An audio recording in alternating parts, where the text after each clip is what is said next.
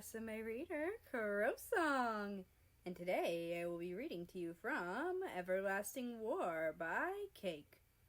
Now, on to Chapter 17, Sultan.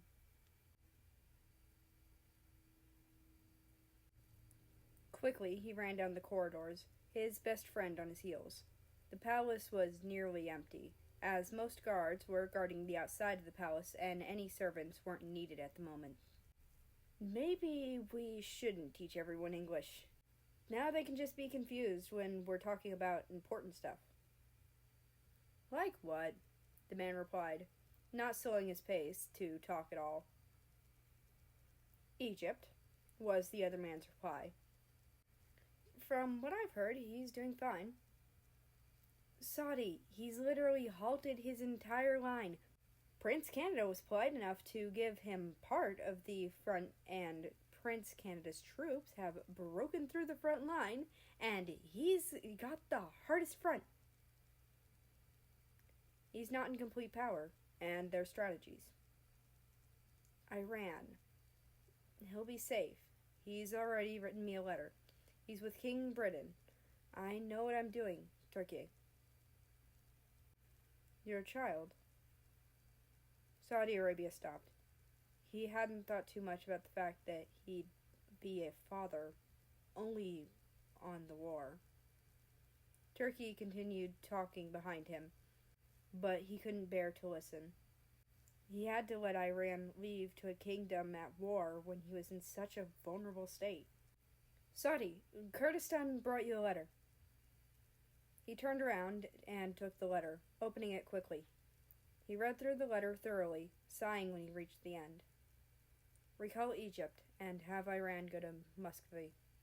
We're at war with Tokugawa Shogunate, he announced, turning around and continuing his way. This time, he was alone.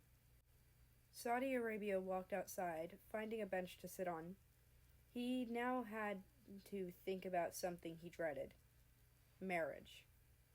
He knew the public was very fond of his and Iran's relationship, but he hated planning, and he'd have to get it done before Iran was due, or looked like he was expecting. There were a lot of variables he had to think about. A child, maybe a son, maybe a daughter. Saudi Arabia turned to see a familiar woman next to him. She sat down on the bench next to him, not looking at him. Congratulations, Sultan, she said, having her eyes fixed on a flower bush. Thank you, Malaysia. Which do you hope for? A healthy one. She laughed a bit, turning her face towards him. We've already sent Iran, Tuvalu, India, and Fiji to Muscovy. Now that it's safer for them there, they'll be with America. And why are you here? Multiple reasons. First, I'm relaying a message from Father. Second, I've got news about America. Third, news from Prussia. Saudi Arabia nodded, allowing her to speak entirely. Father wishes you luck on your new journey, that journey being raising a family. Father can definitely help you if you want. He had a plethora of us children. I appreciate it, Saudi Arabia gratefully said. Thankfully, he had the support of Britannia. America has also woken up, and is expected to make a full recovery really soon, Malaysia announced, a full smile present on her face. He'll survive, and Australia is safe and out of Tokugawa Shogunate now. Saudi Arabia nodded in response, leaning his head back. Malaysia asked if he was okay, but he took a moment to respond. I'm just stressed. It's good stress, I think. Or at least normal. And before you ask, it's about a wedding, a child, and a war. Well, I must say, war is going good, Malaysia responded. I think your stress should go down. Emperor Japanese Empire has declared war on us for our involvement in your war, Saudi Arabia explained. Egypt is being recalled, giving Canada the whole front to deal with. Malaysia was silent, staring off at some plants. She seemed lost for words, and she couldn't seem to find a single word, no matter how hard she tried. Saudi Arabia could understand her. However, Hayao had never fought a war before. They only helped. Hayao is going up with a kingdom with plenty of experience in war. Saudi Arabia was possibly going to lose his empire, his parents' empire, his people's empire. I do believe I'm going to have to lead my own army into battle. Saudi Arabia finished. And your partner? Malaysia quickly said, disbelief heavy in her voice. Your child, Turkey.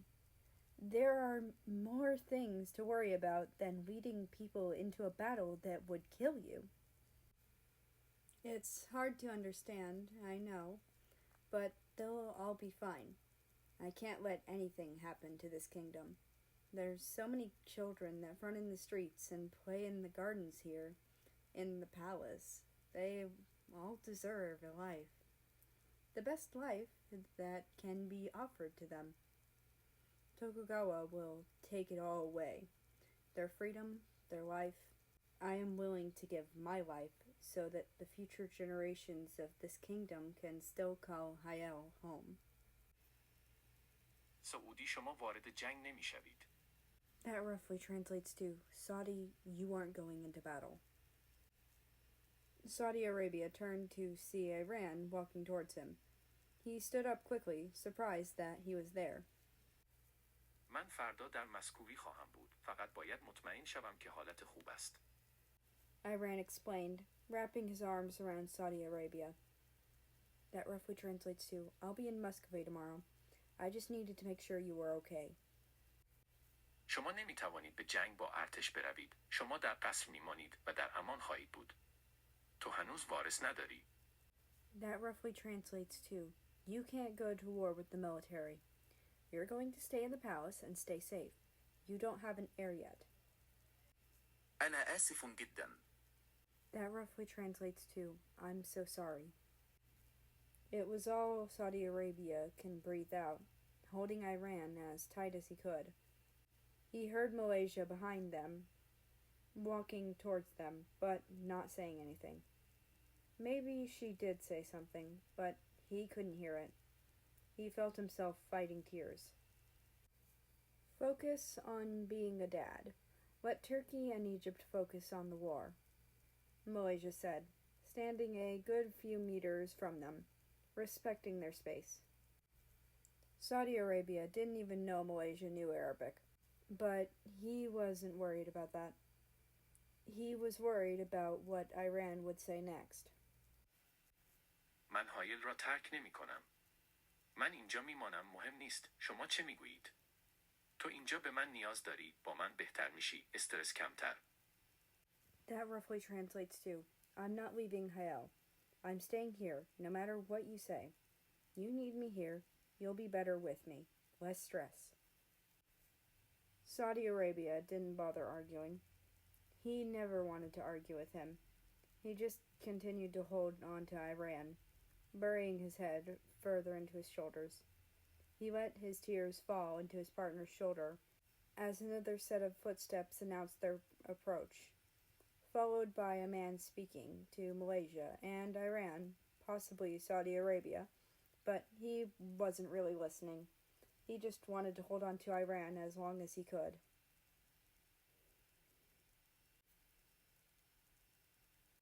And that's the end of this chapter. I hope you enjoyed. Anyway, I'd like to invite you to join the Discord, which is linked down in the description below. That being said, I hope you have a nice rest of your day, night, or whatever it is for you. Just enjoy your time. And I will see you tomorrow.